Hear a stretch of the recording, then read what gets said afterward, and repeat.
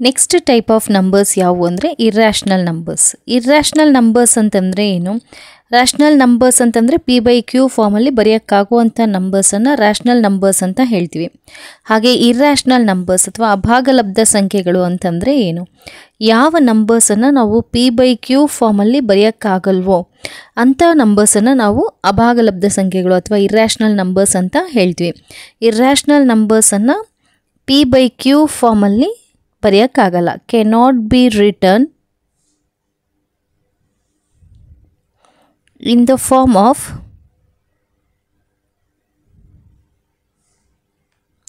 P/Q. P/Q ಫಾರ್ಮಲ್ಲಿ ಬರೆಯೋಕ್ಕಾಗದೇ ಇರುವಂತಹ ಸಂಖ್ಯೆಗಳನ್ನು ನಾವೇನಂತ ಹೇಳ್ತೀವಿ? ಅಭಾಗಲಬ್ಧ ಸಂಖ್ಯೆಗಳು ಅಥವಾ ಇರ್ಯಾಷನಲ್ ನಂಬರ್ಸ್ ಅಂತ ಹೇಳ್ತೀವಿ. ಇವುಗಳಿಗೆ ಎಕ್ಸಾಂಪಲ್ಸ್ ಹೇಳೋದಾದರೆ √2, ಹಾಗೆ √3, √5, ಹಾಗೆ ಪೈನೂ ಸಹ ಇರ್ಯಾಷನಲ್ ನಂಬರ್ಗೆ ಎಕ್ಸಾಂಪಲ್ಲು. ಈಗ √2 ವ್ಯಾಲ್ಯೂನ ಫೈಂಡ್ ಔಟ್ ಮಾಡ್ತಾ ಹೋದರೆ ನಮಗೆ ಸಿಗೋವಂಥ ನಂಬರು ಡೆಸಿಮಲ್ ಫಾರ್ಮಲ್ಲಿ ಬರೆದಾಗ 1.41421 ಹೀಗೆ ಕಂಟಿನ್ಯೂ ಆಗ್ತಾ ಹೋಗುತ್ತೆ. ಹಾಗೆ √3ನ ಡೆಸಿಮಲ್ ಫಾರ್ಮಲ್ಲಿ ಬರೆದಾಗ 1.7320 ಹಾಗೆ ಕಂಟಿನ್ಯೂ ಆಗ್ತಾ ಹೋಗುತ್ತೆ. ಹಾಗೆ ಪೈನ ಡೆಸಿಮಲ್ ವ್ಯಾಲ್ಯೂ ಏನು ಅಂತಂದರೆ 3.14 ಅಂತ ನಾವು ಯೂಸ್ ಮಾಡ್ತೀವಿ ಯೂಶ್ವಲಿ, ಬಟ್ ಅದು ಡೆಸಿಮಲ್ ಡಿಜಿಟ್ಸು ಕಂಟಿನ್ಯೂ ಆಗ್ತಾ ಹೋಗುತ್ತೆ. 3.14159 ಹೀಗೆ ಕಂಟಿನ್ಯೂ ಆಗ್ತಾ ಇರುತ್ತೆ, ಅಂದರೆ ಅಲ್ಲಿ ಎಂಡ್ ಆಗೋದಿಲ್ಲ. ಸೊ ಇಲ್ಲಿ ಇರ್ಯಾಷನಲ್ ನಂಬರ್ಸ್ನ ಡೆಸಿಮಲ್ ಎಕ್ಸ್ಪ್ಯಾನ್ಷನನ್ನು ತೊಗೊಂಡಾಗ ಇದು ಯಾವ ಥರದ ಡೆಸಿಮಲ್ ಎಕ್ಸ್ಪ್ಯಾನ್ಷನ್ ಅಂತಂದರೆ ನಾನ್ terminating, non recurring. Okay, so decimal expansion of rational number ಹೇಗಿರುತ್ತೆ, ಹಾಗೆ decimal expansion of irrational number ಹೇಗಿರುತ್ತೆ ಅನ್ನೋದನ್ನು ನೋಡ್ತಾ ಹೋದರೆ, ರ್ಯಾಷನಲ್ ನಂಬರ್ನ ಡೆಸಿಮಲ್ ಎಕ್ಸ್ಪ್ಯಾನ್ಷನ್ ಹೇಗಿರುತ್ತೆ ಅಂತಂದರೆ ಟರ್ಮಿನೇಟಿಂಗ್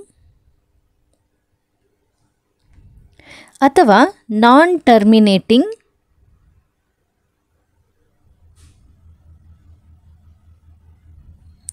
ರಿಕರಿಂಗ್ ಅಂತ ಇರುತ್ತೆ. ಟರ್ಮಿನೇಟಿಂಗ್ ಅಂತಂದರೆ ಡೆಸಿಮಲ್ ಎಕ್ಸ್ಪ್ಯಾನ್ಷನ್ನು ಎಂಡ್ ಆಗುವಂಥದ್ದು. ಫಾರ್ ಎಕ್ಸಾಂಪಲ್ 2.5 ಅಂತ ಎಂಡ್ ಆಗೋದು, ಅಂದರೆ ಇಲ್ಲಿ ಡೆಸಿಮಲ್ ಡಿಜಿಟು ಒಂದೇ ಇರುತ್ತೆ.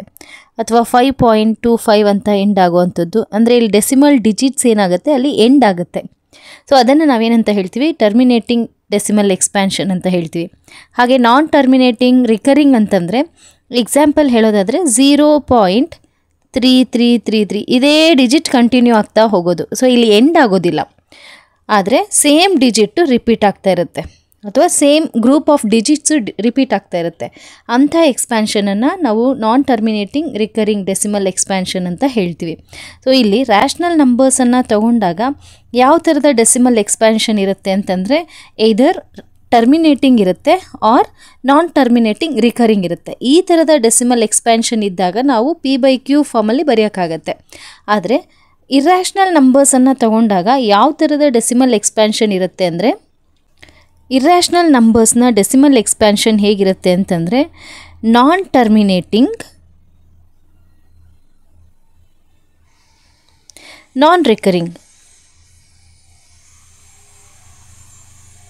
ಅಂದರೆ ಇಲ್ಲಿ ಡೆಸಿಮಲ್ ಎಕ್ಸ್ಪ್ಯಾನ್ಷನ್ ಎಂಡ್ ಆಗೋದಿಲ್ಲ, ಡೆಸಿಮಲ್ ಡಿಜಿಟ್ಸ್ ಕಂಟಿನ್ಯೂ ಆಗ್ತಾ ಇರುತ್ತೆ, ಜೊತೆಗೆ ಒಂದೇ ನಂಬರ್ ಅಥವಾ ಗ್ರೂಪ್ ಆಫ್ ನಂಬರ್ಸ್ ರಿಪೀಟ್ ಆಗೋದಿಲ್ಲ. ಇಲ್ಲಿ √2ನ ಡೆಸಿಮಲ್ ಎಕ್ಸ್ಪ್ಯಾನ್ಷನ್ ನೋಡಿದಾಗ ಈ ಡೆಸಿಮಲ್ ಡಿಜಿಟ್ಸನ್ನು ನೋಡಿ, 4 ಇದೆ, 1 4 2 1 ಇದು ಯಾವುದೇ ಸಂಖ್ಯೆ, ಯಾವುದೇ ಅಂಕಿ ಅಥವಾ ಯಾವುದೇ ಗ್ರೂಪ್ ಆಫ್ ಅಂಕಿಗಳು ಇಲ್ಲಿ ರಿಪೀಟ್ ಆಗ್ತಿಲ್ಲ, ಒಂದೊಂದು ಸಲ ಬರ್ತಾ ಇರುತ್ತೆ. ಅಂದರೆ ಇಲ್ಲಿ ಅದನ್ನೇನಂತ ಹೇಳ್ತೀವಿ? ನಾನ್ ರಿಕರಿಂಗ್ ಅಂತ ಹೇಳ್ತೀವಿ. ಹಾಗೆ 3ನ ಡೆಸಿಮಲ್ ಎಕ್ಸ್ಪ್ಯಾನ್ಷನ್ ನೋಡಿದ್ರು ಅಷ್ಟೇ 7320 ಅಂತ ಇದೆ, 1.7320 ಅಂತ ಇದೆ.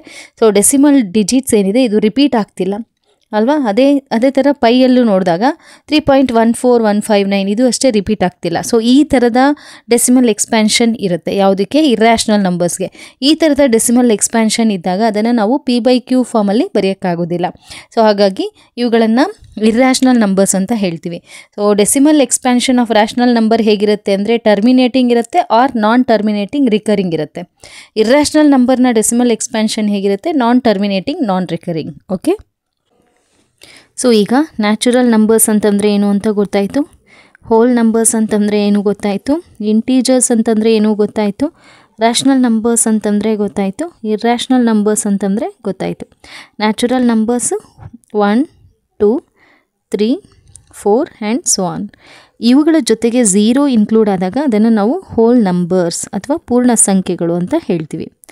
ಹಾಗೆ ಇವುಗಳ ಜೊತೆಗೆ ಅಂದರೆ ಹೋಲ್ ನಂಬರ್ಸ್ ಜೊತೆಗೆ ನೆಗೆಟಿವ್ ನಂಬರ್ಸು ಇನ್ಕ್ಲೂಡ್ ಆದಾಗ -3, -2, -1, 0 ಹಾಗೆ ಇಲ್ಲಿರುವಂಥ positive numbers +1, +2, +3 and so on. ಆಗ ನಾವೇನಂತ ಹೇಳ್ತೀವಿ, ಇಂಟೀಜರ್ಸ್ ಅಥವಾ ಪೂರ್ಣಾಂಕಗಳು ಅಂತ ಹೇಳ್ತೀವಿ.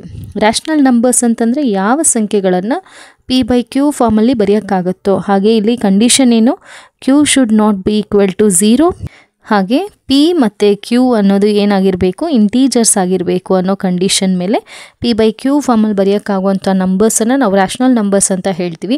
ಇರ್ರ್ಯಾಷನಲ್ ನಂಬರ್ಸ್ ಅಂತಂದರೆ ಯಾವ ನಂಬರ್ಸನ್ನು ನಾವು P/Q ಫಾರ್ಮಲ್ಲಿ ಬರೆಯೋಕ್ಕಾಗಲ್ವೋ ಅಂಥ ನಂಬರ್ಸನ್ನು ನಾವು ಇರ್ರ್ಯಾಷನಲ್ ನಂಬರ್ಸ್ ಅಂತ ಹೇಳ್ತೀವಿ. ಎಕ್ಸಾಂಪಲ್ಸ್ √2, √3, √5, √7 ಹಾಗೆ ಪೈ ಇವೆಲ್ಲನೂ ಸಹ ಇರ್ರ್ಯಾಷನಲ್ ನಂಬರ್ಸ್. ಇವುಗಳ ಜೊತೆಗೆ ಮತ್ತೊಂದಷ್ಟು ಸಂಖ್ಯೆಗಳನ್ನು ನಾವು ನೋಡ್ತಾ ಹೋಗೋಣ. ಏನವು ಅಂತಂದರೆ ಸಮಸಂಖ್ಯೆಗಳು ಹಾಗೆ ಬೆಸ ಸಂಖ್ಯೆಗಳು. ಸಮಸಂಖ್ಯೆಗಳು ಅಂದರೆ ಏನು, ಬೆಸ ಸಂಖ್ಯೆಗಳು ಅಂತಂದರೆ ಏನು? ಈವನ್ ನಂಬರ್ಸ್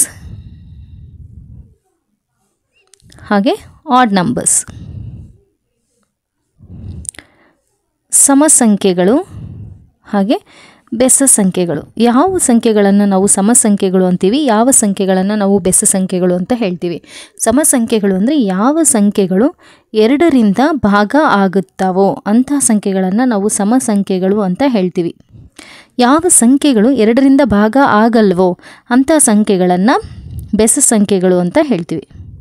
ಸೊ ಸಮಸಂಖ್ಯೆಗಳಿಗೆ ಎಕ್ಸಾಂಪಲ್ಸು 2, 4, 6, 8, 10, 12 ಆ್ಯಂಡ್ ಸೊ ಆನ್. ಹಾಗೆ ಬೆಸ ಸಂಖ್ಯೆಗಳಿಗೆ ಎಕ್ಸಾಂಪಲ್ಸು 1, 3, 5, 7, 9, 11 ಇವೆಲ್ಲನೂ ಸಹ ಬೆಸ ಸಂಖ್ಯೆಗಳು. ಸಮಸಂಖ್ಯೆಗಳು ಅಂದರೆ 2ರಿಂದ ಭಾಗ ಆಗ್ತವೆ. ಆಡ್ ನಂಬರ್ಸ್ ಬೆಸ ಸಂಖ್ಯೆಗಳು ಅಂದರೆ 2ರಿಂದ ಭಾಗ ಆಗೋದಿಲ್ಲ. Okay, next set of numbers ಏನು ಅಂತಂದರೆ ಪ್ರೈಮ್ ನಂಬರ್ಸ್ ಹಾಗೆ ಕಾಂಪೋಸಿಟ್ ನಂಬರ್ಸ್.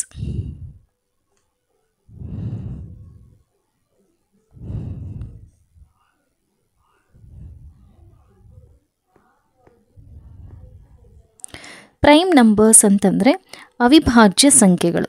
ಕಾಂಪೋಸಿಟ್ ನಂಬರ್ಸ್ ಅಂತಂದರೆ ಭಾಜ್ಯ ಸಂಖ್ಯೆಗಳು. ಅವಿಭಾಜ್ಯ ಸಂಖ್ಯೆಗಳು ಅಂದರೆ ಯಾವ ಸಂಖ್ಯೆಗಳು ಒಂದು ಮತ್ತು ಅದೇ ಸಂಖ್ಯೆಯಿಂದ ಭಾಗ ಆಗುತ್ತೋ ಅಂಥ ಸಂಖ್ಯೆಗಳನ್ನು ಅವಿಭಾಜ್ಯ ಸಂಖ್ಯೆಗಳು ಅಂತ ಹೇಳ್ತೀವಿ. ಎಕ್ಸಾಂಪಲ್ 2 ಅಂತ ತಗೊಂಡಾಗ 2 ಯಾವ್ಯಾವ ನಂಬರ್ಸಿಂದ ಭಾಗ ಆಗುತ್ತೆ ಅಂತಂದರೆ 1ಇಂದ ಡಿವೈಡ್ ಆಗುತ್ತೆ, ಹಾಗೆ 2ಇಂದ. ಅದನ್ನು ಬಿಟ್ಟು ಬೇರೆ ಯಾವ ನಂಬರಿಂದನೂ ಸಹ 2 ಅನ್ನೋದು ಡಿವೈಡ್ ಆಗಲ್ಲ. ಹಾಗೆ 3 ತಗೊಂಡಾಗ 3ಯನ್ನು ನಾವು 1ಇಂದ ಡಿವೈಡ್ ಮಾಡಬಹುದು, ಹಾಗೆ 3ಇಂದ ಡಿವೈಡ್ ಮಾಡಬಹುದು. ಹಾಗಾಗಿ 2 ಅನ್ನೋದೊಂದು ಅವಿಭಾಜ್ಯ ಸಂಖ್ಯೆ ಅಥವಾ ಪ್ರೈಮ್ ನಂಬರ್, 3 ಅನ್ನೋದು ಒಂದು ಅವಿಭಾಜ್ಯ ಸಂಖ್ಯೆ. ಹಾಗೆ ಇನ್ನೂ ಹೇಳೋದಾದರೆ 5, 7, 11, 13 ಆ್ಯಂಡ್ ಸೊ ಆನ್ ಇವೆಲ್ಲನೂ ಸಹ ಅವಿಭಾಜ್ಯ ಸಂಖ್ಯೆಗಳಿಗೆ ಉದಾಹರಣೆಗಳು. ಹಾಗೆ ಕಾಂಪೋಸಿಟ್ ನಂಬರ್ಸ್ ಅಥವಾ ಭಾಜ್ಯ ಸಂಖ್ಯೆಗಳು ಅಂತಂದರೆ ಯಾವ ಸಂಖ್ಯೆಗಳು 2ಕ್ಕಿಂತ ಹೆಚ್ಚು ಸಂಖ್ಯೆಗಳಿಂದ ಭಾಗ ಆಗ್ತವೋ ಅಂಥ ಸಂಖ್ಯೆಗಳನ್ನು ನಾವು ಕಾಂಪೋಸಿಟ್ ನಂಬರ್ಸ್ ಅಥವಾ ಭಾಜ್ಯ ಸಂಖ್ಯೆಗಳು ಅಂತ ಹೇಳ್ತೀವಿ. ಎಕ್ಸಾಂಪಲ್ 4 ಅಂತ ತಗೊಂಡಾಗ ಯಾವ್ಯಾವ ನಂಬರ್ಸಿಂದ 4ಅನ್ನು ಡಿವೈಡ್ ಮಾಡಬಹುದು ಅಂದರೆ 1ಇಂದ ಡಿವೈಡ್ ಮಾಡಬಹುದು, 2ಇಂದ ಡಿವೈಡ್ ಮಾಡಬಹುದು, ಹಾಗೆ 4ಇಂದ ಡಿವೈಡ್ ಮಾಡ್ಬೋದು. ಅಂದರೆ ಇವುಗಳಿಗೆ ಎಷ್ಟು ಫ್ಯಾಕ್ಟರ್ಸ್ ಇದ್ದಾವೆ ಅಂತಂದರೆ 3 ಫ್ಯಾಕ್ಟರ್ಸ್ ಇದ್ದಾವೆ.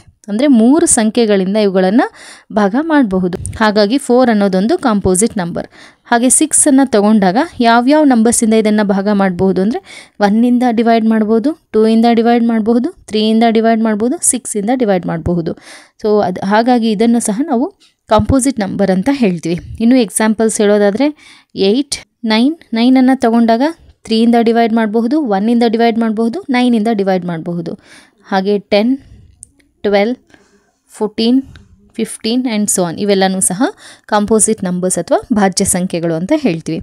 ಹಾಗೆ ಇದರಲ್ಲಿ ಒಂದು ಕ್ವೆಶನ್ ಅರೈಸ್ ಆಗುತ್ತೆ, 1 ಅನ್ನೋದು ಎಂತಹ ಸಂಖ್ಯೆ ಅಂತ. 1ಅನ್ನು ನಾವು ಯಾವ ಸಂಖ್ಯೆ ಅಂತ ಹೇಳ್ತೀವಿ, ಭಾಜ್ಯ ಸಂಖ್ಯೆನ ಅವಿಭಾಜ್ಯ ಸಂಖ್ಯೆನ? ಇಲ್ಲಿ ಭಾಜ್ಯ ಸಂಖ್ಯೆಗಳು ಅಂತಂದರೆ 2ಕ್ಕಿಂತ ಹೆಚ್ಚು ಫ್ಯಾಕ್ಟರ್ಸನ್ನು ಹೊಂದಿರುತ್ತೆ, ಅಂದರೆ 2ಕ್ಕಿಂತ ಹೆಚ್ಚು ನಂಬರ್ಸಿಂದ ಡಿವೈಡ್ ಆಗುತ್ತೆ. ಅವಿಭಾಜ್ಯ ಸಂಖ್ಯೆಗಳು ಅಂದರೆ ಇವಕ್ಕೆ ಕನಿಷ್ಠ 2 ಫ್ಯಾಕ್ಟರ್ಸ್ ಇರ್ತವೆ, ಅಂದರೆ 2 ನಂಬರ್ಸಿಂದ ಡಿವೈಡ್ ಮಾಡೋಕ್ಕಾಗುತ್ತೆ. 1ಅನ್ನು ತಗೊಂಡಾಗ ನಾವು ಇದನ್ನು ಕೇವಲ ಡಿವೈಡ್ ಮಾಡೋಕ್ಕಾಗೋದು 1ಇಂದ ಮಾತ್ರ. ಹಾಗಾದರೆ ಇದು ಎಂತಹ ಸಂಖ್ಯೆ? ಪ್ರೈಮ್ ನಂಬರ ಕಾಂಪೋಸಿಟ್ ನಂಬರ ಅಂದರೆ ದಿಸ್ ಇಸ್ ನೇದರ್ ಪ್ರೈಮ್ ನಾರ್ ಕಾಂಪೋಸಿಟ್. ಇದು ಅವಿಭಾಜ್ಯ ಸಂಖ್ಯೆನೂ ಅಲ್ಲ, ಭಾಜ್ಯ ಸಂಖ್ಯೆನೂ ಅಲ್ಲ. ಇದ್ರ ಮೇಲೆ ಕ್ವೆಶನ್ ಸುಮಾರು ಸಲ ಅರೈಸ್ ಆಗಿತ್ತು. ಒಂದು ಭಾಜ್ಯ ಸಂಖ್ಯೆನ ಅಥವಾ ಕಾಂಪೋಸಿಟ್ ನಂಬರ ಈ ಥರ sentence wise statement wise questions ಕೊಟ್ಬಿಟ್ಟು ಯಾವ ಸ್ಟೇಟ್ಮೆಂಟ್ ರೈಟ್ ಇದೆ ಅಥವಾ ಯಾವ ಸ್ಟೇಟ್ಮೆಂಟ್ ರಾಂಗ್ ಇದೆ ಅನ್ನೋದನ್ನು ಕೇಳ್ತಾರೆ. ಸೊ ಇಲ್ಲಿ 1 ಅನ್ನೋದು ಇಟ್ ಈಸ್ ನೈದರ್ ಪ್ರೈಮ್ ನಾರ್ ಕಾಂಪೋಸಿಟ್ ಅನ್ನೋದು ನೆನ್ಪಿಟ್ಕೋಬೇಕು. ಓಕೆ, ಹಾಗೆ ಪ್ರೈಮ್ಸ್ ಅಂತ ತಗೊಂಡಾಗ 1 to 50 ಎಷ್ಟು ಪ್ರೈಮ್ ನಂಬರ್ಸ್ ಇದ್ದಾವೆ, 1 to 100 ಎಷ್ಟು ಪ್ರೈಮ್ ನಂಬರ್ಸ್ ಇದ್ದಾವೆ, ಹಾಗೆ 50 to 100 ಎಷ್ಟಿದ್ದಾವೆ ಅನ್ನೋದನ್ನು ಕೇಳ್ತಾರೆ. ಅದನ್ನು ನೆನ್ಪಿಟ್ಕೊಂಡಿದ್ರೆ ನಾವು ಈಸಿಯಾಗಿ ಆನ್ಸರ್ ಮಾಡಬಹುದು. ಆಗ ಎಕ್ಸಾಮಲ್ಲಿ ನಾವು ಕೌಂಟ್ ಮಾಡ್ಕೊಂಡು ಕೂತ್ಕೊಳ್ಳೋ ನೆಸೆಸಿಟಿ ಇರೋದಿಲ್ಲ. ಸೊ 1 to 50 ಅಂತ ತಗೊಂಡಾಗ ಎಷ್ಟು ಪ್ರೈಮ್ ನಂಬರ್ಸ್ ಇದ್ದಾವೆ ಅಂತಂದರೆ 15 ಪ್ರೈಮ್ ನಂಬರ್ಸ್ ಇದ್ದಾವೆ. ಹಾಗೆ 1 to 100 ಕೇಳಿದಾಗ 1 to 100 ಕೇಳಿದಾಗ 25 ಪ್ರೈಮ್ ನಂಬರ್ಸ್ ಇದ್ದಾವೆ. 1 to 50 ಕೇಳಿದ್ದಾಗ 15 prime numbers, 1 to 100 ಕೇಳಿದ್ದಾಗ 25 prime numbers. ಕೆಲವೊಂದು ಸಲ 50 to 100 ಕೇಳ್ತಾರೆ. 50 to 100 ಅಂತ ತಗೊಂಡಾಗ 50 to 100 ಎಷ್ಟು ಪ್ರೈಮ್ ನಂಬರ್ಸ್ ಇದ್ದಾವೆ ಅಂದರೆ 10 ಪ್ರೈಮ್ ನಂಬರ್ಸ್ ಇದ್ದಾವೆ. ಓಕೆ, ಹಾಗೆ 1 to 10 ಅಂತ ಕೇಳಿದ್ರೆ 1 to 10 ಎಷ್ಟು ಪ್ರೈಮ್ ನಂಬರ್ಸ್ ಇದ್ದಾವೆ ಅಂತಂದರೆ 4 ಪ್ರೈಮ್ ನಂಬರ್ಸ್ ಇದ್ದಾವೆ. ಯಾವ್ಯಾವು? 2, 3, 5, 7 ಅಷ್ಟೇ, 4 ಪ್ರೈಮ್ ನಂಬರ್ಸ್ ಇದ್ದಾವೆ. ಸೊ ಇದಿಷ್ಟನ್ನು ನೆನಪಿಟ್ಕೊಂಡಿದ್ರೆ ನಾವು ಎಕ್ಸಾಮಲ್ಲಿ ಈಸಿಯಾಗಿ ಆನ್ಸರ್ ಮಾಡಬಹುದು. ಓಕೆ, ಸೊ ಇದ್ರ ಜೊತೆಗೆ ಟ್ವಿನ್ ಪ್ರೈಮ್ ಅಂತಂದರೆ ಏನು, ಕೋ ಪ್ರೈಮ್ ನಂಬರ್ಸ್ ಅಂತಂದರೆ ಏನು ಅಂತ ತಿಳ್ಕೊಬೇಕಾಗತ್ತೆ. ಸೊ ಟ್ವಿನ್ ಪ್ರೈಮ್ ನಂಬರ್ಸ್ ಅವಳಿ ಅವಿಭಾಜ್ಯ,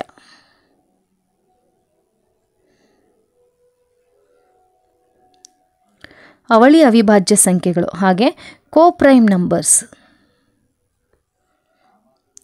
ಸಹ ಅವಿಭಾಜ್ಯ ಸಂಖ್ಯೆಗಳು.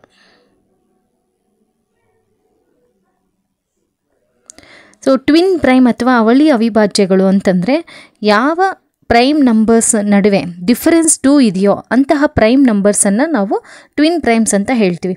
ಇಲ್ಲಿ ಬರುವಂತಹ ಎರಡೂ ನಂಬರ್ಸು ಸಹ ಪ್ರೈಮ್ ನಂಬರ್ಸೇ ಆಗಿರ್ತವೆ. ಪ್ರೈಮ್ ನಂಬರ್ಸ್ ಎಕ್ಸಾಂಪಲ್ ಹೇಳೋದಾದರೆ 3 and 5. 3 and 5 ಅಂತ ತಗೊಂಡಾಗ ಇವೆರಡೂ ಸಹ ಪ್ರೈಮ್ ನಂಬರ್ಸೇ. ಇವೆರಡರ ನಡುವೆ ಡಿಫರೆನ್ಸ್ ಎಷ್ಟಿದೆ ಅಂದರೆ 2 ಇದೆ. ಸೊ ಹಾಗಾಗಿ ಇದೊಂದು ಅವಳಿ ಅವಿಭಾಜ್ಯ ಅಥವಾ ಟ್ವಿನ್ ಪ್ರೈಮ್. ಹಾಗೆ ನೆಕ್ಸ್ಟು 5 and 7 ಅಂತ ತಗೊಂಡಾಗ ಇವೆರಡೂ ಸಹ ಅವಿಭಾಜ್ಯ ಸಂಖ್ಯೆಗಳು, ಟ್ವಿನ್ ಪ್ರೈಮ್ ನಂಬರ್ಸೇ. ಇವುಗಳ ಡಿಫರೆನ್ಸ್ ಎಷ್ಟಿದೆ ಅಂದರೆ 2 ಇದೆ. ಸೊ ಹಾಗಾಗಿ ಇದು ಸಹ ಟ್ವಿನ್ ಪ್ರೈಮ್ ಅಥವಾ ಅವಳಿ ಅವಿಭಾಜ್ಯ. ಹಾಗೆ ಇದ್ರ ಮೇಲೆ ಒಂದು ಕ್ವೆಶನ್ ಕೇಳ್ತಾರೆ, 1 to 100 ಎಷ್ಟು ಟ್ವಿನ್ ಪ್ರೈಮ್ಸ್ ಇದ್ದಾವೆ ಅಂತ. 8 ಪೇರ್ಸ್ ಇದ್ದಾವೆ. 1 to 100 ಎಷ್ಟು ಟ್ವಿನ್ ಪೇರ್ಸ್ ಇದ್ದಾವೆ ಅಂತ ಕೇಳಿದಾಗ, ಟ್ವಿನ್ ಪ್ರೈಮ್ ನಂಬರ್ಸ್ ಇದ್ದಾವೆ ಅಂತಂದಾಗ 8 ಪೇರ್ಸ್ ಇದ್ದಾವೆ. ಯಾವ್ಯಾವವು ಅಂತಂದರೆ 3 and 5, 5 and 7, 11 and 13, 17 and 19, 29 and 31, 41 and 43, 59 and 61, 71 and 73. So ಈ 8 ಪೇರ್ಸು 1 to 100 ಇರುವಂತಹ ಟ್ವಿನ್ ಪ್ರೈಮ್ ನಂಬರ್ಸು. 8 ಪೇರ್ಸ್ ಇರ್ತವೆ. ಇದನ್ನು ನೆನ್ಪಿಟ್ಕೊಂಡಿದ್ರೆ ಕ್ವೆಶನ್ ಈಸಿಯಾಗಿ ಆನ್ಸರ್ ಮಾಡಬಹುದು. ಅಥವಾ ನಿಮಗೆ ಇದು ನೆನಪಿಲ್ಲ ಅಂತಂದರೆ ನೀವೇನು ಮಾಡಬೇಕಾಗುತ್ತೆ, ಲಿಸ್ಟ್ ಔಟ್ ಮಾಡಬೇಕಾಗುತ್ತೆ. ಸೊ ಇದು ಜಾಸ್ತಿ ಟೈಮ್ ತೊಗೊಳುತ್ತೆ. ಸೊ ಹಾಗಾಗಿ ಇದನ್ನು better to remember this. Okay, so 8 pairs ಇರ್ತವೆ. ಯಾವ್ಯಾವವು? 3, 5, 5 and 7, 11 and 13, 17 and 19, 29 and 31, 41 and 43, 59 and 61, 71 and 73. ಇವೆಲ್ಲನೂ ಸಹ ಪ್ರೈಮ್ ನಂಬರ್ಸ್ ಆಗಿರ್ತವೆ. ಆ ಎರಡು ನಂಬರ್ಸ್ನ ಡಿಫರೆನ್ಸ್ ಎಷ್ಟಿರುತ್ತೆ ಅಂದರೆ 2 ಇರುತ್ತೆ. ಹಾಗೆ ಕೋ ಪ್ರೈಮ್ ನಂಬರ್ಸ್ ಸಹ ಅವಿಭಾಜ್ಯ ಸಂಖ್ಯೆಗಳು ಅಂತಂದರೆ ಏನು? ಇಲ್ಲಿ ಏನು ಅಂದರೆ ನಾವು ತಗೊಳ್ಳೋಂತಹ ಎರಡೂ ನಂಬರ್ಸು ಪ್ರೈಮ್ ನಂಬರ್ಸೇ ಆಗಿರಬೇಕು ಅಂತೇನೂ ಇಲ್ಲ. ಯಾವ ನಂಬರ್ಸ್ ತಗೊಳ್ತೀವಿ ಆ ಎರಡು ನಂಬರ್ಸ್ನ HCF ಹೈಯೆಸ್ಟ್ ಕಾಮನ್ ಫ್ಯಾಕ್ಟರ್ ಏನಿದೆ ಅದು ಒಂದಾಗಿರಬೇಕು. ಎಕ್ಸಾಂಪಲ್ಲು 2 and 3 ತಗೊಂಡಾಗ ಇವುಗಳ ಹೈಯೆಸ್ಟ್ ಕಾಮನ್ ಫ್ಯಾಕ್ಟರ್ ಯಾವುದು ಅಂದರೆ 1. ಅಂದರೆ ಹೈಯೆಸ್ಟ್ ಕಾಮನ್ ಫ್ಯಾಕ್ಟರ್ ಅಂದರೆ ಇವೆರಡನ್ನೂ ಡಿವೈಡ್ ಮಾಡುವಂತಹ ಒಂದು ನಂಬರ್ ಯಾವುದು ಅಂತಂದರೆ 1. 1ಇಂದ ಮಾತ್ರ 2 ನಂಬರ್ಸನ್ನು ಡಿವೈಡ್ ಮಾಡೋಕ್ಕಾಗತ್ತೆ. ಅಂತಹ ನಂಬರ್ಸನ್ನು ನಾವು ಕೋಪ್ರೈಮ್ ನಂಬರ್ಸ್ ಅಥವಾ ಅವಿಭಾಜ್ಯ ಸಂಖ್ಯೆಗಳು ಅಂತ ಹೇಳ್ತೀವಿ. ಇನ್ನೊಂದು ಎಕ್ಸಾಂಪಲ್ಲು 5 ಆ್ಯಂಡ್ 4 ತಗೊಂಡಾಗ ಇಲ್ಲಿ 5 ಅನ್ನೋದು ಪ್ರೈಮ್ ನಂಬರ್, 4 ಅನ್ನೋದು ಪ್ರೈಮ್ ನಂಬರ್ ಅಲ್ಲ, ಅದೊಂದು ಕಾಂಪೋಸಿಟ್ ನಂಬರ್. ಓಕೆ, ಸಹ ಅವಿಭಾಜ್ಯಗಳಲ್ಲಿ ಕಾಂಪೋಸಿಟ್ ನಂಬರ್ಸು ಬರ್ತವೆ. ಇವುಗಳ ಹೈಯೆಸ್ಟ್ ಕಾಮನ್ ಫ್ಯಾಕ್ಟರ್ ಯಾವುದು ಅಂದರೆ ಎರಡನ್ನು ಡಿವೈಡ್ ಮಾಡೋಕ್ಕಾಗುವಂಥ ನಂಬರ್ ಯಾವುದು ಅಂದರೆ 1. ಹೈಯೆಸ್ಟ್ ಕಾಮನ್ ಫ್ಯಾಕ್ಟರ್ 1 ಆಗಿದ್ದರೆ ಅಂತಹ ಸಂಖ್ಯೆಗಳನ್ನು ಸಹ ಅವಿಭಾಜ್ಯಗಳು ಅಥವಾ ಕೋಪ್ರೈಮ್ ನಂಬರ್ಸ್ ಅಂತ ಹೇಳ್ತೀವಿ. ಓಕೆ, ಸೊ ಇದನ್ನು ನೆನ್ಪಿಟ್ಕೋಬೇಕು. Twin primes, coprime numbers. Okay, ಹಾಗೆ even number, odd number related ಇನ್ನೊಂದಷ್ಟು ಕ್ವೆಶನ್ಸ್ ಅರೈಸ್ ಆಗುತ್ತೆ. ಏನು ಅಂತಂದರೆ sum of even numbers always ಅಂತ ಕೊಡ್ತಾರೆ. 2 ಈವನ್ ನಂಬರ್ಸ್ನ ಮೊತ್ತ ಯಾವಾಗಲೂ ಎಂತಹ ಸಂಖ್ಯೆ ಆಗಿರುತ್ತೆ ಅಂತ ಕೇಳಬಹುದು. ಹಾಗೆ 2 ಆಡ್ ನಂಬರ್ಸ್ನ ಮೊತ್ತ ಯಾವಾಗಲೂ ಎಂತಹ ನಂಬರ್ ಅಂತ ಕೇಳ್ಬೋದು. ಸೊ ಇದನ್ನು ನೆನ್ಪಿಟ್ಕೋಬೇಕಾಗತ್ತೆ. ಈವನ್ ನಂಬರ್ಸ್, ಯಾವುದೇ 2 ಈವನ್ ನಂಬರ್ಸನ್ನು ಆ್ಯಡ್ ಮಾಡಿದಾಗ ಬರುವಂಥ ಆನ್ಸರ್ ಏನಿದೆ ಅದು ಸಹ ಈವನ್ ನಂಬರ್ ಆಗಿರುತ್ತೆ. ಓಕೆ, ಸಮ ಸಂಖ್ಯೆನೇ ಆಗಿರುತ್ತೆ. 2 ಬೆಸ ಸಂಖ್ಯೆಗಳನ್ನು ನಾವು ಸೇರಿಸಿದಾಗ ಅಂದರೆ ಕೂಡಿದಾಗ ನಮಗೆ ಈವನ್ ನಂಬರೇ ಸಿಗುತ್ತೆ. ಹಾಗೆ ಒಂದು ಈವನ್ ನಂಬರ್, ಒಂದು ಆಡ್ ನಂಬರ್ ಇದ್ದಾಗ ಆಡ್ ನಂಬರ್ ಬರುತ್ತೆ. ಸೊ ಎಕ್ಸಾಂಪಲ್ಲು 2 ಈವನ್ ನಂಬರ್ಸನ್ನು ತೊಗೊಂಡಾಗ 2 + 4 ಇವೆರಡೂ ಸಹ ಈವನ್ ನಂಬರ್ಸ್. ಇದನ್ನು ಆ್ಯಡ್ ಮಾಡಿದಾಗ 6 ಬರುತ್ತೆ. 6 ಅನ್ನೋದು ಸಹ ಒಂದು ಈವನ್ ನಂಬರ್. ಹಾಗೆ ಆಡ್ ನಂಬರ್ಸನ್ನು ತೊಗೊಂಡಾಗ 3 + 5, 3 ಆ್ಯಂಡ್ 5 ಎರಡೂ ಸಹ ಆಡ್ ನಂಬರ್ಸು. ಆಡ್ ನಂಬರ್ಸನ್ನು ಆ್ಯಡ್ ಮಾಡಿದಾಗ ನಮಗೆ ಆನ್ಸರು ಈವನ್ ನಂಬರ್ ಸಿಗುತ್ತೆ. ಹಾಗೆ ಒಂದು ಈವನ್ ನಂಬರ್, ಹಾಗೆ ಒಂದು ಆಡ್ ನಂಬರ್. ಇಲ್ಲಿ 5 ಅನ್ನೋದು ಆಡ್ ನಂಬರ್, 6 ಅನ್ನೋದು ಈವನ್ ನಂಬರ್. ಇವೆರಡನ್ನು ಆಡ್ ಮಾಡಿದಾಗ ನಮಗೆ 11 ಬರುತ್ತೆ. ಅಂದರೆ ಯಾವಾಗಲೂ ಇದು ಆಡ್ ನಂಬರ್ ಆಗಿರುತ್ತೆ. ಸೊ ಇದ್ರ ಮೇಲೆ ಪ್ರೀವಿಯಸ್ ಇಯರಲ್ಲಿ ಸೀಟೆಡ್ ಕ್ವೆಶನ್ ಪೇಪರಲ್ಲಿ ಅರೈಸ್ ಆಗಿತ್ತು. ಸೊ ಹಾಗಾಗಿ ಇದೊಂದು ಪಾಯಿಂಟನ್ನು ರಿಕಾಲ್ ಮಾಡ್ಕೊಳ್ಳೋಣ. ನೆಕ್ಸ್ಟ್ ಈ ನಂಬರ್ಸ್ಗೆ ರಿಲೇಟೆಡ್ ಆಗಿ ಕೆಲವೊಂದು ಫಾರ್ಮುಲಾಸು ಇಂಪಾರ್ಟೆಂಟು. ಸೊ ಏನು ಆ ಫಾರ್ಮುಲಾಸ್ ಅಂತ ನೋಡ್ತಾ ಹೋಗೋಣ. First formula, sum of first n natural numbers. ಅಂದರೆ ಫಸ್ಟ್ 1ಇಂದ ಸ್ಟಾರ್ಟ್ ಆಗಿ ಒಂದಷ್ಟು ನ್ಯಾಚುರಲ್ ನಂಬರ್ಸನ್ನು ಕೊಟ್ಟು ಇವುಗಳ ಸಮ್ ಎಷ್ಟಿರುತ್ತೆ ಅಂದರೆ ಈ ಫಾರ್ಮುಲಾನ ನಾವು ಯೂಸ್ ಮಾಡ್ಕೋಬಹುದು. n of n + 1/2. ಹಾಗೆ sum of first n odd numbers, odd ನಂಬರ್ಸನ್ನು ಕೊಟ್ಟಿದ್ದಾಗ 1ಇಂದ ಸ್ಟಾರ್ಟ್ ಆಗಿ ಆಡ್ ನಂಬರ್ಸನ್ನು ಕೊಟ್ಟಿದ್ರೆ ಆವಾಗ ನಾವು ಯಾವ ಫಾರ್ಮುಲಾ ಯೂಸ್ ಮಾಡಬಹುದು, n² ಯೂಸ್ ಮಾಡಬಹುದು. Next sum of first n even numbers, first n even numbers ಅಂತ ಕೊಟ್ಟಿದ್ದಾಗ n ಆಫ್ n + 1 ಈ ಫಾರ್ಮುಲಾನ ಯೂಸ್ ಮಾಡಿಕೊಂಡು ನಾವು ಸಿಂಪ್ಲಿಫೈ ಮಾಡಬಹುದು. ಇಷ್ಟೊತ್ತು ನಾವು ಡಿಸ್ಕಷನ್ ಮಾಡಿದಂತಹ ಟಾಪಿಕ್ ಮೇಲೆ ಯಾವ ಥರ ಕ್ವೆಶನ್ಸ್ ಅರೈಸ್ ಆಗಿತ್ತು ಪ್ರೀವಿಯಸ್ ಇಯರಲ್ಲಿ ಅನ್ನೋದನ್ನು ಡಿಸ್ಕಷನ್ ಮಾಡೋಣ. ಈಗ first question, irrational numbers among the following is ಅಂತ ಕೊಟ್ಟಿದ್ದಾರೆ. ಕೆಳಗಿನವುಗಳಲ್ಲಿ ಅಭಾಗಲಬ್ಧ ಸಂಖ್ಯೆ ಯಾವುದು ಅಂತ. 4 ಆಪ್ಷನ್ಸಲ್ಲಿ 3/7 ಇದೆ, 0 ಇದೆ, √3 ಇದೆ, ಹಾಗೆ 5.33 ಅಂತ ಇದೆ. ಇಲ್ಲಿ ಕಂಟಿನ್ಯೂ ಆಗ್ತಾ ಇದೆ 3 ಅನ್ನೋ ಡಿಜಿಟ್. ಓಕೆ, ಸೊ ಇವುಗಳಲ್ಲಿ ಯಾವುದು ಇರ್ಯಾಷನಲ್ ನಂಬರ್, ಯಾವುದು ಅಭಾಗಲಬ್ಧ ಸಂಖ್ಯೆ ಅಂತಂದರೆ ಇರ್ಯಾಷನಲ್ ನಂಬರ್ ಅಂತಂದರೆ p/q ಫಾರ್ಮಲ್ಲಿ ಬರೆಯೋಕ್ಕಾಗದೇ ಇರೋವಂಥ ನಂಬರು. p/q ಫಾರ್ಮಲ್ಲಿದೆ ಅಂತಂದರೆ ನಾವು ಅದನ್ನು ರ್ಯಾಷನಲ್ ನಂಬರ್ ಅಂತ ಹೇಳ್ತೀವಿ. ಹಾಗೆ p/q ಫಾರ್ಮಲ್ಲಿ ಇಲ್ಲ ಅಂತಂದರೆ ಅದನ್ನು ನಾವು ಇರ್ಯಾಷನಲ್ ನಂಬರ್ ಅಂತ ಹೇಳ್ತೀವಿ. ಸೊ ಈಗ ಫಸ್ಟ್ ಆಪ್ಷನ್ ನೋಡಿದ್ರೆ 3/7 ಅಂದರೆ p/q ಫಾರ್ಮಲ್ಲಿದೆ. ಸೊ ಇದು ರ್ಯಾಷನಲ್ ನಂಬರ್. ಹಾಗೆ 0, ಸೆಕೆಂಡ್ ಆಪ್ಷನಲ್ಲಿ 0 ಇದೆ. 0ನ ನಾವು 0/1 ಅಂತ ಬರಿಬಹುದು. 0/1 ಅಂತ ಬರೆದಾಗ ಇದು p/q ಫಾರ್ಮಲ್ಲಿ ಆಗುತ್ತೆ. ಕಂಡೀಷನ್ ಏನಿದ್ದು q should not be equal to 0 ಅಂದರೆ ಡಿನಾಮಿನೇಟರಲ್ಲಿ 0 ಇರಬಾರ್ದು ಅಂತ. ಬಟ್ ಇಲ್ಲಿ ನ್ಯೂಮರೇಟರಲ್ಲಿ 0 ಇದೆ ಅಂತಂದರೆ ಅದನ್ನು ನಾವು p/q ಫಾರ್ಮಲ್ಲಿ ಬರಿಬಹುದು. ಸೊ ಹಾಗಾಗಿ ಇದು ಸಹ ರ್ಯಾಷನಲ್ ನಂಬರ್. ಹಾಗೆ ಫೋರ್ತ್ ಆಪ್ಷನ್ ನೋಡಿದ್ರೆ 5.33 ಅಂತ ಇದೆ. ಇದು ಎಂತಹ ಡೆಸಿಮಲ್ ನಂಬರ್, ಎಂತಹ ಡೆಸಿಮಲ್ ಎಕ್ಸ್ಪ್ಯಾನ್ಷನ್ ಅಂತಂದರೆ ಇದು ನಾನ್ ಟರ್ಮಿನೇಟಿಂಗ್ ರೆಕರಿಂಗ್. ನಾನ್ ಟರ್ಮಿನೇಟಿಂಗ್ ಅಂತಂದರೆ ಇಲ್ಲಿ ಯಾವುದಾದ್ರೂ ಒಂದು ಡಿಜಿಟ್ಟು ಕಂಟಿನ್ಯೂ ಆಗ್ತಾ ಇದೆ, ಎಂಡ್ ಆಗಲಿಲ್ಲ ಅಂದರೆ ಅದನ್ನು ನಾನ್ ಟರ್ಮಿನೇಟಿಂಗ್ ಅಂತ ಹೇಳ್ತೀವಿ. ಹಾಗೆ ಇಲ್ಲಿ 3 ಅನ್ನೋ ಡಿಜಿಟ್ ಮಾತ್ರ ರಿಪೀಟ್ ಆಗ್ತಾ ಇರೋವಂಥದ್ದು. ಸೊ ಹಾಗಾಗಿ ಇದು ನಾನ್ ಟರ್ಮಿನೇಟಿಂಗ್ ರಿಕರಿಂಗ್. ನಾನ್ ಟರ್ಮಿನೇಟಿಂಗ್ ರಿಕರಿಂಗ್ ಇದೆ ಅಂತಂದರೆ ಅದು p/q ಫಾರ್ಮಲ್ಲಿ ಬರೆಯೋಕ್ಕಾಗತ್ತೆ ಅಂತಂದರೆ ಅದು ರ್ಯಾಷನಲ್ ನಂಬರ್. ಹಾಗಾದರೆ ಇಲ್ಲಿ ಇರ್ಯಾಷನಲ್ ನಂಬರ್ ಯಾವುದು ಅಂತಂದರೆ √3. √3 ಅನ್ನೋದು ಇರ್ಯಾಷನಲ್ ನಂಬರ್ ಆಗಿದೆ. ಓಕೆ, ನೆಕ್ಸ್ಟ್ ಕ್ವೆಶನ್, ಮೊದಲ 3 ಅವಿಭಾಜ್ಯ ಸಂಖ್ಯೆಗಳ ಮೊತ್ತವನ್ನು ಮೊದಲ 3 ಬೆಸ ಸಂಖ್ಯೆಗಳಿಂದ ಕಳೆದಾಗ ಬರುವ ಉತ್ತರ ಅಂತ ಕೊಟ್ಟಿದ್ದಾರೆ. ಅಂದರೆ ಮೊದಲ 3 ಅವಿಭಾಜ್ಯ ಸಂಖ್ಯೆಗಳು, ಫಸ್ಟ್ 3 ಪ್ರೈಮ್ ನಂಬರ್ಸ್ ಯಾವ್ಯಾವು ಹಾಗಾದರೆ 2, 3, 5 ಇವು ಫಸ್ಟ್ 3 ಪ್ರೈಮ್ ನಂಬರ್ಸ್. ಇವುಗಳನ್ನು ಆ್ಯಡ್ ಮಾಡಿದಾಗ ಸಮ್ ಎಷ್ಟು ಬರುತ್ತೆ, 10 ಬರುತ್ತೆ. ಹಾಗೆ ಮೊದಲ 3 ಬೆಸ ಸಂಖ್ಯೆಗಳು ಅಂತ ಕೊಟ್ಟಿದ್ದಾರೆ. ಬೆಸ ಸಂಖ್ಯೆಗಳು ಅಂದರೆ ಆಡ್ ನಂಬರ್ಸು. ಯಾವ್ಯಾವು? ಫಸ್ಟ್ 3 ಆಡ್ ನಂಬರ್ಸು 1, 3 ಹಾಗೆ 5. ಇವನ್ನು ಆ್ಯಡ್ ಮಾಡಿದಾಗ ಬರುವಂಥ ಸಮ್ಮು 9. ಇವು ಎರಡರ ನಡುವಿನ ಡಿಫರೆನ್ಸ್ ಎಷ್ಟು ಅಂತಂದರೆ 10 - 9 1. ಸೊ ಈ ಕ್ವೆಶನ್ಗೆ ಕರೆಕ್ಟ್ ಆನ್ಸರು 1.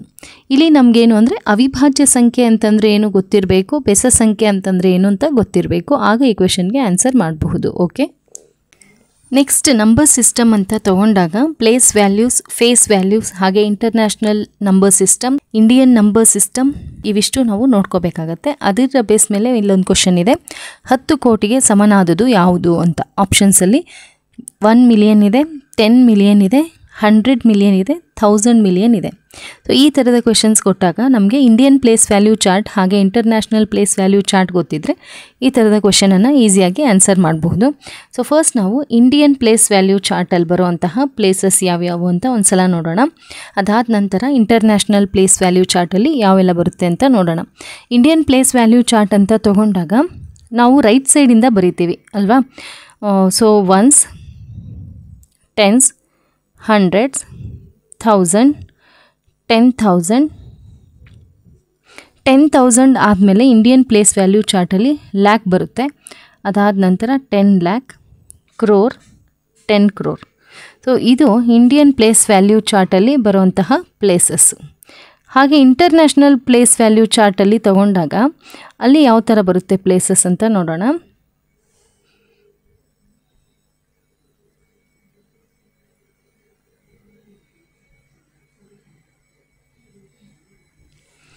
ಸೊ ಅಲ್ಲಿ ಒನ್ಸ್ ಇರುತ್ತೆ, ರೈಟ್ ಮೋಸ್ಟ್ ಪ್ಲೇಸ್ ಯಾವುದು? ಒನ್ಸ್ ಇರುತ್ತೆ. ಅದಾದ ನಂತರ ಟೆನ್ಸ್ ಹಾಗೆ ಹಂಡ್ರೆಡ್ಸ್, 1000, 10,000 ಇಲ್ಲಿವರೆಗೂ ಸೇಮ್ ಇರುತ್ತೆ ಎರಡೂ ಕಡೆ. ಇಂಡಿಯನ್ ಪ್ಲೇಸ್ ವ್ಯಾಲ್ಯೂ ಚಾರ್ಟು ಹಾಗೆ ಇಂಟರ್ನ್ಯಾಷನಲ್ ಪ್ಲೇಸ್ ವ್ಯಾಲ್ಯೂ ಚಾರ್ಟಲ್ಲಿ ಎರಡೂ ಕಡೆ ಸೇಮ್ ಇರುತ್ತೆ.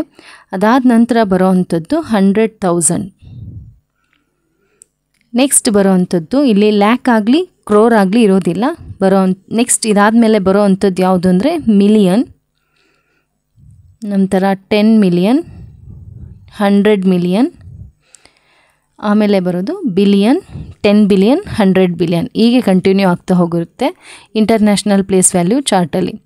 ಇಂಟರ್ನ್ಯಾಷನಲ್ ಪ್ಲೇಸ್ ವ್ಯಾಲ್ಯೂ ಚಾರ್ಟಲ್ಲಿ ಲ್ಯಾಕ್ಸ್ ಇರಲ್ಲ, ಕ್ರೋರ್ಸ್ ಇರಲ್ಲ. ಯಾವುದಿರುತ್ತೆ ಅಂತಂದರೆ ಮಿಲಿಯನ್ಸ್ ಹಾಗೆ ಬಿಲಿಯನ್ಸ್ ಇರುತ್ತೆ.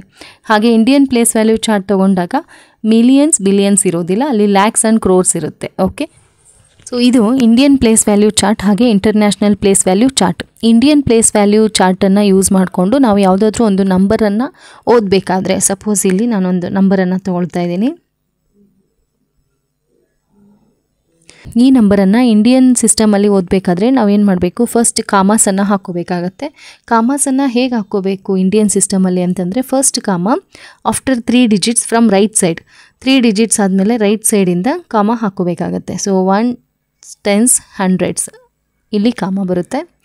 ನೆಕ್ಸ್ಟ್ ಕಾಮಾಸ್ ಎಲ್ಲ 2 ಡಿಜಿಟ್ಸ್ ಆದಮೇಲೆ 1000, 10,000 ಆದಮೇಲೆ ಒಂದು ಕಾಮ, ಲ್ಯಾಕ್, 10 ಲ್ಯಾಕ್ ಆದಮೇಲೆ ಒಂದು ಕಾಮ. ಈ ಥರ ಕಾಮ ಹಾಕ್ಕೊಂಡು ನಾವು ಓದಬೇಕಾಗತ್ತೆ. 46 ಕ್ರೋರ್, 34 ಲ್ಯಾಕ್ಸ್, 67,891 ಅಂತ ಓದ್ತೀವಿ. ಅದೇ ನಂಬರನ್ನು ನಾವು ಇಂಟರ್ನ್ಯಾಷನಲ್ ಸಿಸ್ಟಮಲ್ಲಿ ಓದಬೇಕಾದ್ರೆ ಫಸ್ಟ್ ನಾವಿಲ್ಲಿ ಕಾಮರ್ಸನ್ನು ಹಾಕ್ಕೋಬೇಕು. ಇಂಟರ್ನ್ಯಾಷನಲ್ ಸಿಸ್ಟಮಲ್ಲಿ ಕಾಮರ್ಸ್ ಹಾಕಬೇಕಾದ್ರೆ ಎಲ್ಲ ಕಾಮರ್ಸು ಸಹ ಆಫ್ಟರ್ ಎವ್ರಿ 3 ಡಿಜಿಟ್ಸ್ 3 ಡಿಜಿಟ್ಸ್ ಆದಮೇಲೆ ಕಾಮ ಹಾಕುವಂಥದ್ದು ಫ್ರಮ್ ರೈಟ್ ಸೈಡ್. ಸೊ ಬಿಡಿ 10, 100, 1000, 10,000, 100,000, ಮಿಲಿಯನ್, 10 ಮಿಲಿಯನ್, 100 ಮಿಲಿಯನ್ ಈ ಥರ ಪ್ರತಿ 3 ಡಿಜಿಟ್ಸ್ ಆದಮೇಲೆ ಕಾಮರ್ಸ್ ಹಾಕ್ತೀವಿ. ಹಾಗೆ ಈ ನಂಬರನ್ನು ಇಂಟರ್ನ್ಯಾಷನಲ್ ಸಿಸ್ಟಮಲ್ಲಿ ಓದಬೇಕಾದ್ರೆ 463,467,891 ಅಂತ ಓದ್ತೀವಿ. ಓಕೆ, ಸೊ ಇಲ್ಲಿ ನಮಗೆ ಕೊಟ್ಟಿರೋಂಥ ಕ್ವೆಶನ್ ಏನು ಅಂತಂದರೆ 10 ಕೋಟಿಗೆ ಸಮನಾದುದು ಅಂತ ಕೊಟ್ಟಿದ್ದಾರೆ. 10 ಕೋಟಿಗೆ ಸಮನಾದುದು ಯಾವ ನಂಬರ್ ಈ ಕೆಳಗಡೆ ಕೊಟ್ಟಿರೋ ಆಪ್ಷನ್ಸಲ್ಲಿ ಅಂತ. 10 ಕೋಟಿಗೆ ಸಮನಾದುದು ಯಾವುದು ಅಂತ ಈ ಕೆಳಗೆ ಕೊಟ್ಟಿರೋಂಥ ಆಪ್ಷನ್ಸಲ್ಲಿ 10 ಕೋಟಿಗೆ ಈಕ್ವಲ್ ಆಗಿರೋಂಥ ನಂಬರ್ ಯಾವುದು ಅಂತ ಫೈಂಡ್ ಔಟ್ ಮಾಡಬೇಕು. ಸೊ 10 ಕ್ರೋರ್ಸ್ ಅಂತ ಬರೆದಾಗ ಎಷ್ಟು ಝೀರೋಸ್ ಇರುತ್ತೆ 10 ಕ್ರೋರ್ಸಲ್ಲಿ ಅಂತಂದರೆ 8 ಝೀರೋಸ್ ಇರ್ತದೆ. ಸೊ 8 zeros ಇರ್ತದೆ. ಇದನ್ನು ಯಾವ ಸಿಸ್ಟಮಲ್ಲಿ ಕೊಟ್ಟಿರೋದು ಅಂದರೆ ಇಂಡಿಯನ್ ಸಿಸ್ಟಮಲ್ಲಿ, ಭಾರತೀಯ ಪದ್ಧತಿಯಲ್ಲಿ. ಸೊ ಭಾರತೀಯ ಪದ್ಧತಿಯ ಪ್ರಕಾರ ಇಲ್ಲಿ ಕಾಮಾಸ್ ಹಾಕೋಣ. ಫಸ್ಟ್ ಕಾಮ ಬಿಡಿ 10 100 ಆದಮೇಲೆ, next comma 1000 10,000, next lakh 10 lakh, next ಬರೋಂಥದ್ದು ಕ್ರೋರ್ 10 crore. ಇದು ಇಂಡಿಯನ್ ಸಿಸ್ಟಮ್ ಪ್ರಕಾರ. ಇದೇ ನಂಬರನ್ನು ನಾವು ಇಂಟರ್ನ್ಯಾಷನಲ್ ಸಿಸ್ಟಮಲ್ಲಿ ಬರೆಯೋಣ.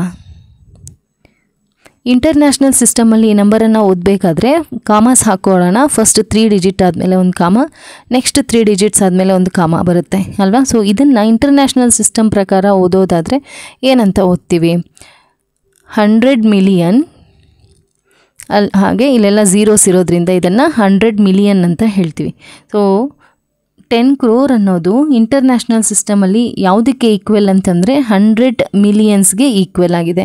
ಸೊ ಈ ಕ್ವೆಶನ್ಗೆ correct answer option C, 100 million. Okay, next question. ಈ ಕೆಳಗಿನವುಗಳಲ್ಲಿ ಪರಸ್ಪರ ಅವಿಭಾಜ್ಯ ಸಂಖ್ಯೆಗಳು ಅಂತ ಕೊಟ್ಟಿದ್ದಾರೆ.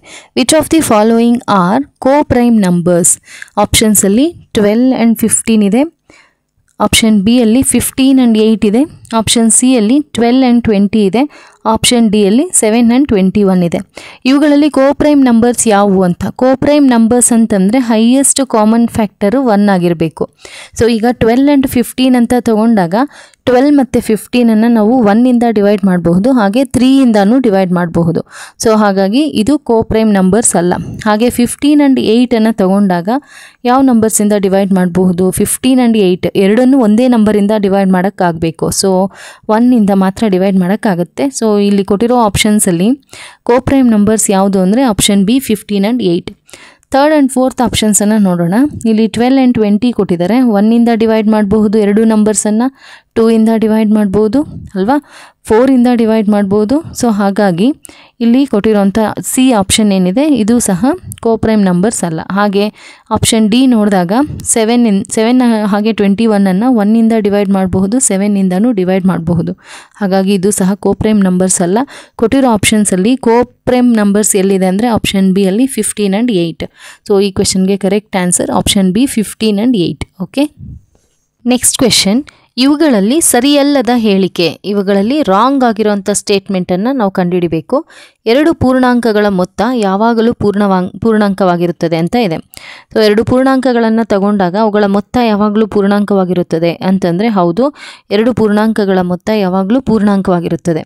ಫಾರ್ ಎಕ್ಸಾಂಪಲ್ 5 + 3 ಅಂತ ತಗೊಂಡಾಗ 8 ಬರುತ್ತೆ. 8 ಅನ್ನೋದು ಸಹ ಒಂದು ಪೂರ್ಣಾಂಕ ಆಗಿರುತ್ತೆ.